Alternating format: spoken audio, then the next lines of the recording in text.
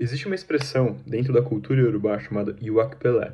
Iwak-Pelé é uma soma de comportamentos e de funções e condutas que você precisa ter enquanto ser humano para que sempre que Exu fazer o julgamento dele, você esteja dentro disso. Consequentemente, é muito importante sim que você sempre esteja com axé no seu corpo. Por quê? Porque existe uma série de seres chamados Adioguns. Os Adioguns são morte, desgraça, infortúnio, mentira, fofoca, problemas, perda, prisão, enfim. Esses problemas podem te acometer na sua vida e você só entrará em contato com eles se você não tiver axé. Então, quando seu axé acabar, eles te... Mas, então, a forma de você evitar eles é quando você tem axé. E o axé é dado por Exu. No entanto, se você seguir Iwak Pelé, você possui o axé renovado e você nunca vai ficar sem axé. Mas aí você entra numa grande discussão. E aí, o que é então Iwak Pelé propriamente dito? Iwak Pelé é o conceito que nós ocidentais vamos conhecer como ética. Mas a palavra ética, ela não é uma palavra iorubá e tampouco ela pode ser simplesmente interpretada ou concluída por si só. Por quê? Porque nós estamos analisando ética a partir de um ponto de vista ocidental e pior, nós estamos compreendendo ética do que alguns teóricos filósofos europeus disseram que é um modelo de comportamento, que não necessariamente tiveram contato com os iorubás. Então, nós estamos falando de uma divindade que segue um modelo de comportamento de um povo, enquanto nós, do outro lado do Ocidente, estamos aprendendo sobre ética, mas seguindo um outro comportamento de outro povo. E aí?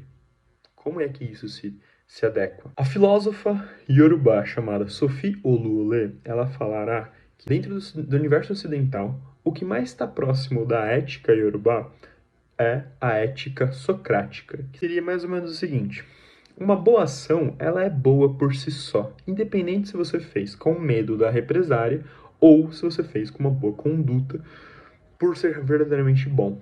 Ou seja, eu, enquanto indivíduo numa sociedade, eu preciso pensar em agir corretamente, não só para mim, mas também para o outro, porque isso cria uma harmonização, uma civilidade, e assim todos nós juntos criamos uma sociedade melhor. Existe uma série de discussões sobre isso, mas que partem da discussão sobre ética do ponto de vista socrático.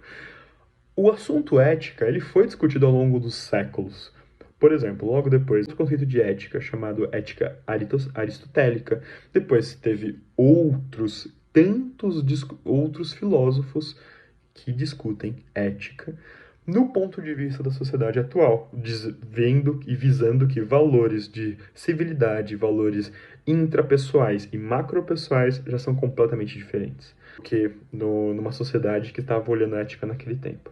Bom, particularmente, estudando em um universo de Fá e me aprofundando bastante no conceito do Akpelé como o Yorubá me passa, eu acredito que a ética apresentada no universo, principalmente de Exu, seja um conceito de ética, para nós ficar mais claro, que seja uma ética kantiana. O que significa isso? A ação ela tem que ser boa verdadeiramente, e não apenas o medo da consequência ou da represária. Exemplo, eu não vou beber porque senão eu vou parar numa blitz e a blitz pode me pegar e vou perder minha carteira. Então, o medo da represária não deve incitar a ação, porque isso você não está sendo verdadeiramente bom, você está apenas sendo medroso. E por que eu digo isso? Porque existe uma outra função de Exu, que é testar o seu comportamento verdadeiramente. Eu possuo intolerância à lactose, mas quando eu vou numa padaria, meus olhos olham necessariamente para o doce de leite, que está naquele sonho maravilhoso. E aí eu fico na hora, vem aquela vontade de comer aquilo. E eu falo, acho que eu comi. Eu não acho que dá pra comer. É, dá pra comer. Faz 2 meses que eu não como nada de leite. Não dá pra comer. É, de boa, é de boa. E a resposta é, esse pensamento, quem incitou ele, na ótica iorubá, é Exu.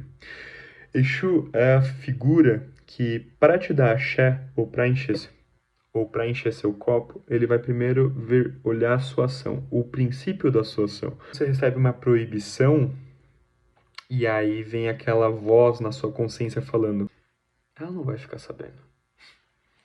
Você tá sob controle. Tá tudo bem, faz. Depois você vê a consequência. Relaxa. Mas Exu nunca vai te forçar a nada que você não queira. A ação sempre é sua. Come. Não vai te fazer mal. Nada te mata. E aí você vai lá e faz. A ação é sua. E existem duas funções, tanto do seu Ori, que é a sua consciência, e o seu destino, quanto dos seus ancestrais, que são suas pessoas mais velhas do que você e que podem te ajudar nisso, quanto do seu Orixá, que é aquela divindade que você pede para que ele te auxilie sempre na sua vida. A função desses três, em determinados momentos da sua vida e dado o seu grau de importância, dependendo da situação, é falar: não faz isso. Você sabe que você... Não existe meio passar mal. Você sempre vai passar mal. Não faz isso. Você não gostaria que você estivesse do outro lado e a pessoa estivesse te enganando. O Shu sempre vai analisar se você está sendo responsável o suficiente. Se você sustenta exatamente o que você quer ou o que você busca em qualquer situação. Ele sempre vai analisar isso. Consequentemente, a sua ação ou ao seu agir perante essa incitação ou esse flerte é o que ele vai olhar e falar assim: que decepção. Então ele vai se afastar de você. Logicamente, o seu copo vai começar a ficar vazio. E aí os problemas vão começar a te acatar. Por isso, e propriamente por isso, que criou dentro do universo Yorubá, começou a criar um medo sobre a figura de Exu. Por quê? A ausência dele te causa problemas. Então é como se os problemas estivessem associados à figura Exu. Consequentemente, houve uma deturpação da própria função dele, falando que é ele que te atrasando, é ele que te prejudica, é ele que acaba com a sua vida. E aí obviamente, Samuel J. Crawford associou a figura do Satanás, do diabo cristão, a Exu, justamente por ele ser, dentro da cosmovisão Yorubá, que vai ter a função de analisar as suas ações para te dar mais ou menos axé. A escolha sempre será sua. Pensa nisso antes de você começar a entrar no universo Yorubá. Por quê? Você vai ser testado. E não um testezinho tipo: ai, meu Deus, não era pra ser, né? Não. Talvez o pensamento de não era pra ser já seja você passando um pano pro seu próprio boicote. E esse pensamento pode ser Exu que te deu, falando: é mais fácil você acreditar. Fala assim: será que era pra ser mesmo? E aí você fala: acho que não. E aí você compra a ideia do seu próprio boicote. E depois disso, aí é você e os seus próprios, a sua falta de axé e seus adioguns que vão constantemente criar esse ciclo. Mas a partir do momento que você fala: não, eu não quero mais isso, Exu vai fazer um teste. Se você passar por ele, aí dali pra frente, você começa a não ter mais problemas com adioguns. Espero que tenha ficado claro a função de Exu e do ser, que é o mais velho e que sempre deve ser lembrado. A figura que merece nossos mais profundos respeitos, porque é ele que organiza todo esse universo, por ser o filho mais velho de Olodumare. Espero que vocês fiquem bem. Axé.